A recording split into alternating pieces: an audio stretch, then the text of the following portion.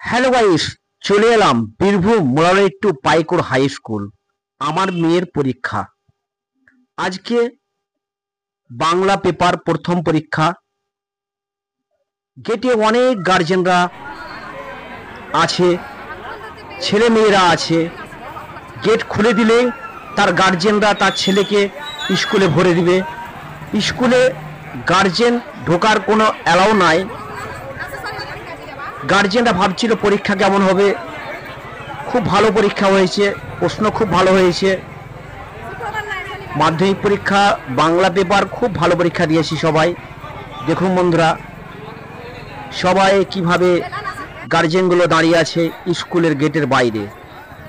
দেখুন বন্ধুরা, আমি ক্যামেরা করে দেখাচ্ছি।